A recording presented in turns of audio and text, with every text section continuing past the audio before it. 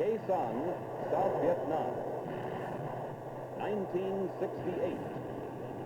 6,000 Marines faced some 30,000 North Vietnamese regulars. Tactical fighters changed the odds.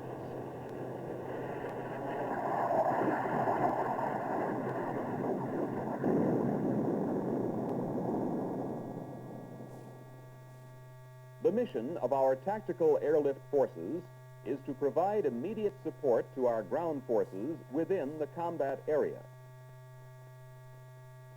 The scope of this mission is twofold: to support airborne assaults and intra-theater airlifts, and to provide our ground forces with battlefield mobility and forward area resupply.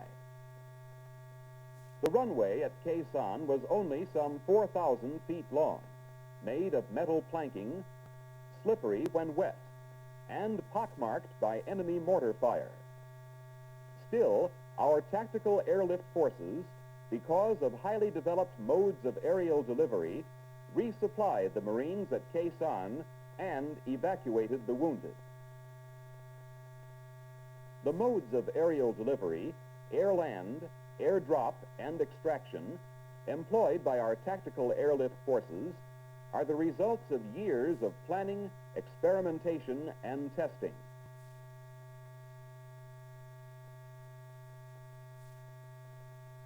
Years of teamwork with the Army, years in which modes of aerial delivery have been refined to fit the mobility and supply requirements of our ground forces. A normal landing on a standard airfield is by far the preferred mode of aerial delivery. It is preferred because it delivers troops and supplies to an exact offloading point at a minimum risk, and because any landing provides the ground forces with a backhaul capability for repairable equipment and for aeromedical evacuation of the wounded. On the short, primitive landing strips of forward combat areas, normal landings are not always feasible, and maximum effort landings are required. A maximum effort landing means maximum performance from the flight crew as well as from the aircraft. The C-130 Hercules, a 16,000 horsepower turboprop aircraft, nearly 100 feet long, weighing over 100,000 pounds empty, with a 35,000 pound payload capacity, has a short field landing capability. But it must be flown in a special profile to avoid enemy ground fire and damage to the aircraft.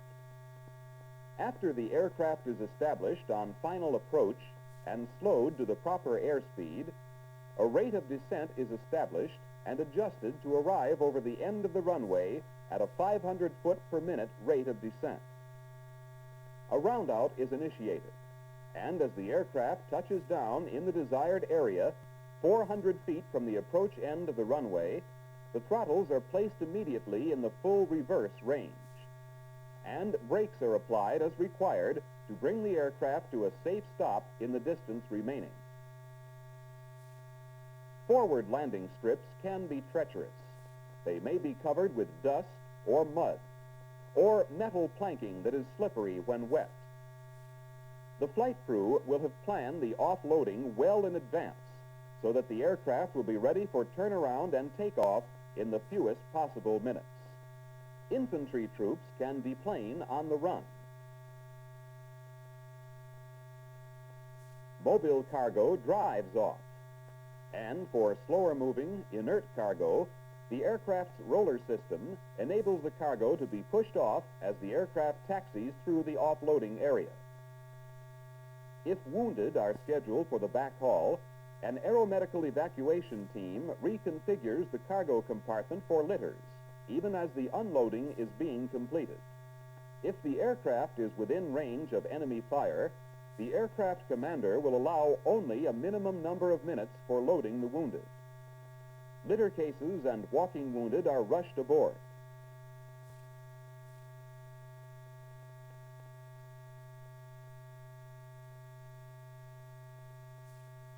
The in-flight nurse and the Air Force medical specialists take immediate charge of them, and the aircraft is ready for takeoff.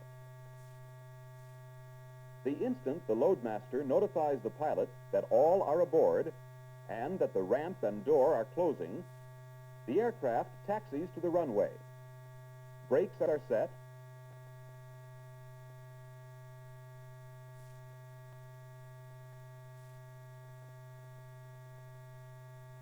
and throttles are advanced to maximum power.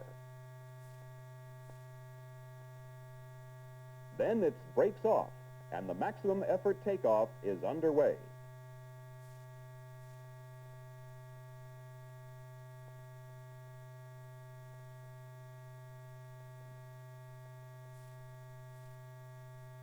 The number of tons of supplies a C-130 can deliver in a day by maximum effort landings depends on the number of sorties it can fly in a day, and this depends on many factors.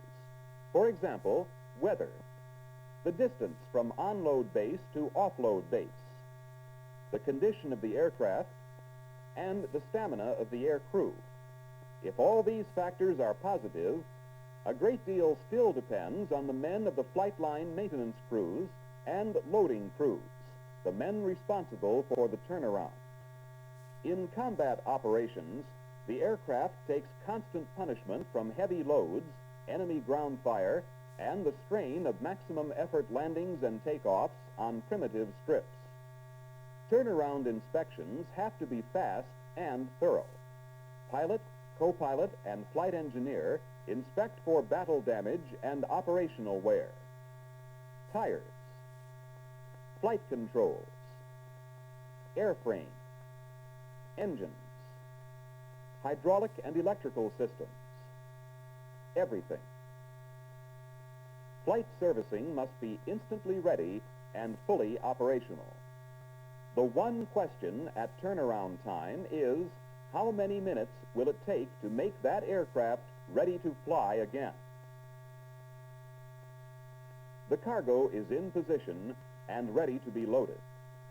It is important to remember that the cargo to be airlifted is prepared in most instances by the men of the ground forces to be supported, in this case, by the men of the Army's Quartermaster Corps. Army supply units collect, stack, lash, and rig the cargo on pallets for aerial delivery. The airmen of the aerial port squadrons and detachments are responsible for loading the aircraft. The 463L handling system, designed for rapid onloading, is completely compatible with the aircraft. For example, the roller system within the aircraft becomes an extension of the roller system on this 25K loader, and an entire aircraft load of cargo slides into the correct position in the aircraft. Cargo that might have taken hours to load is slipped into place in minutes, and it's ready to be rolled out in seconds for a parachute drop or a landing delivery. These men of the aerial port squadrons are as much a part of airlift as the flight crews. In South Vietnam, where they work long, hard hours in the heat, the rain, and the darkness, they're famous for their efficiency and dedication. Still, the loading is tricky, and the loadmaster is the man in charge. He must see to it that the loading is done safely without injury to loaders or damage to the aircraft from fast-moving heavy cargo. He must know the weight of the load and have it placed so that the aircraft's center of gravity will remain within acceptable limits for aerodynamic stability. When the load is on and tied down with restraining chains, the loadmaster closes the door and ramp, and the aircraft is ready for another sortie, another maximum effort landing, another round trip, maybe the 6th, 7th, or 8th in one day. The different methods of airdropping men and supplies to the ground forces where no landing can be made are highly developed modes of aerial delivery.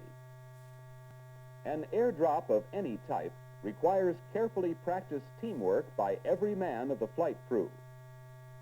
It is always the navigator's job to get the aircraft to a precise point at a precise time for the drop.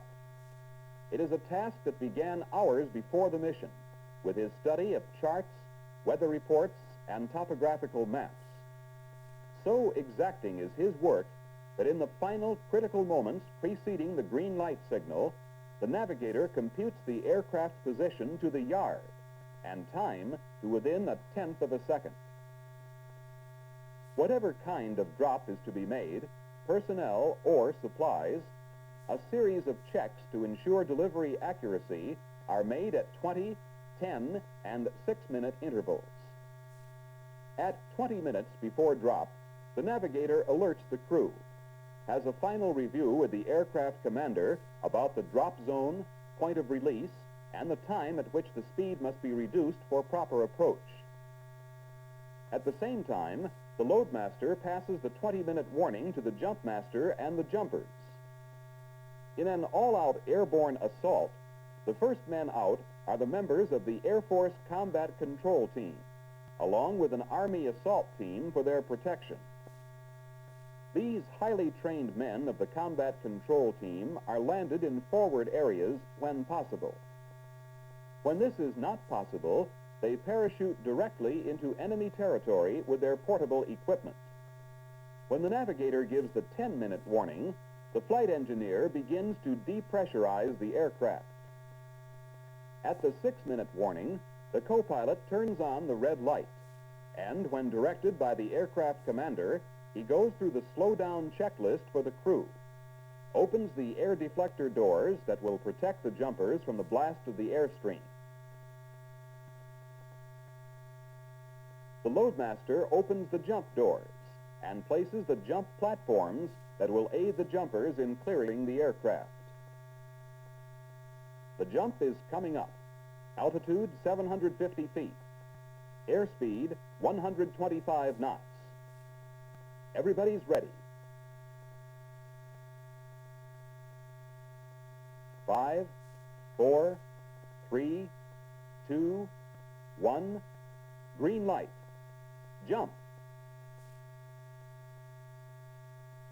Well in advance of the following formation, and within minutes after hitting the ground, the combat control team is ready to give other incoming air crews the special information they need, such as velocity and direction of surface winds and accurate bearings. Whenever there is a requirement for them, there is always a combat control team in the target area, marking landing or extraction zones, controlling air traffic, and analyzing the weather.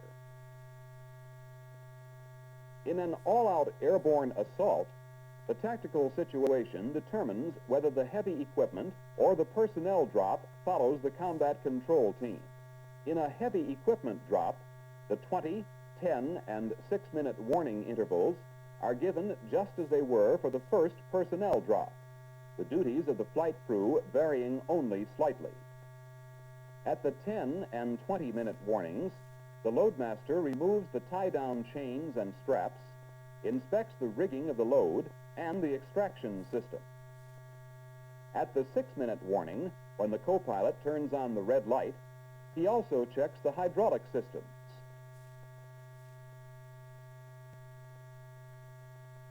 And the flight engineer opens the cargo door and ramp.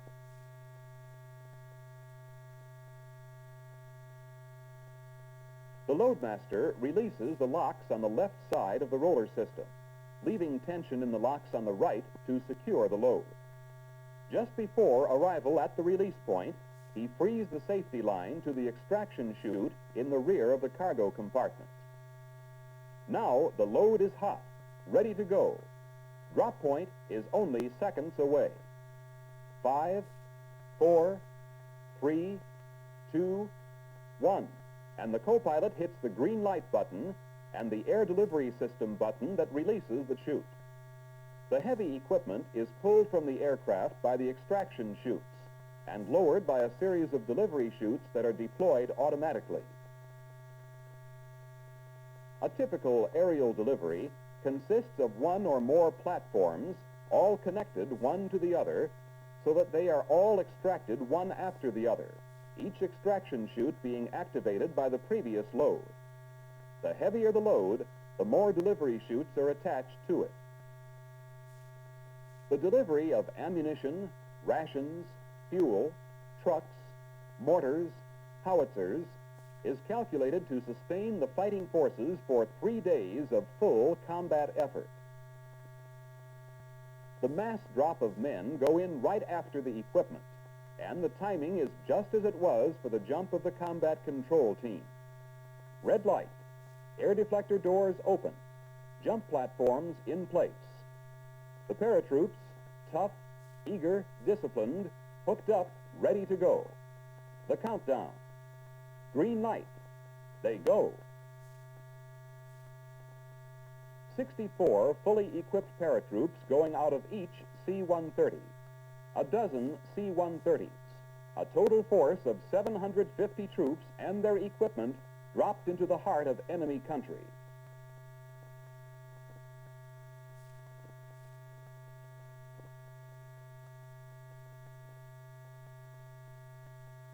Resupply is the next requirement for support of the ground forces, and one of the principal modes of aerial delivery for resupply is the container delivery system.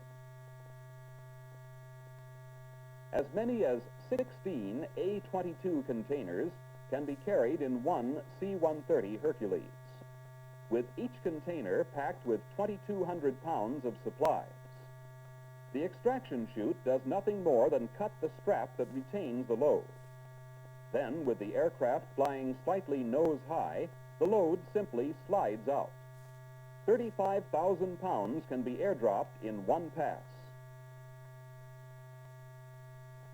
For the resupply of truly heavy equipment, where pinpoint accuracy is required, the low-altitude parachute extraction system, LAPES, is an outstanding mode of aerial delivery.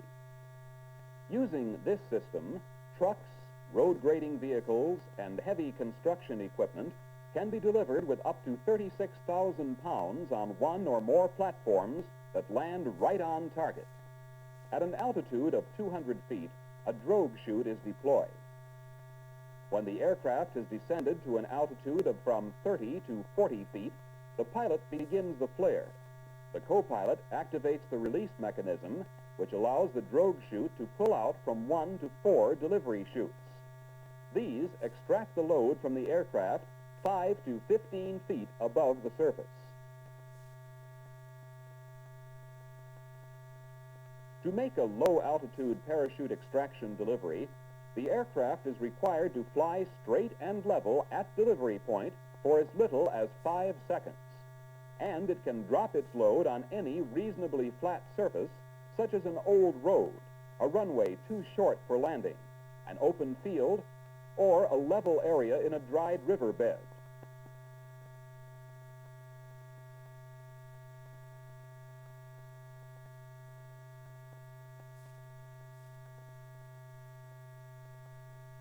The Ground Radar Aerial Delivery System, or GRADS, uses delayed opening parachutes dropped from high altitude to accurately deliver one or more emergency resupply loads.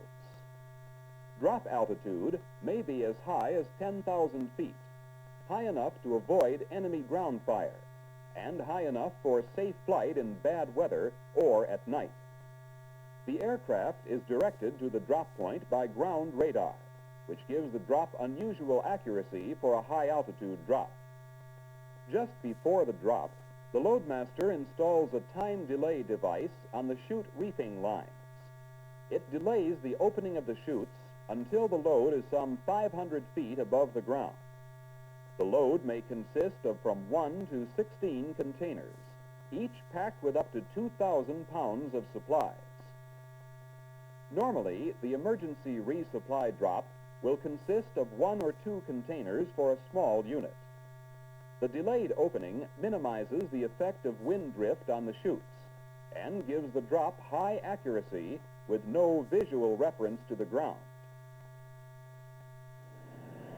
The capacity of our tactical airlift forces to supply and resupply our ground forces in war or peace has been dramatically demonstrated wherever they have been deployed in the world.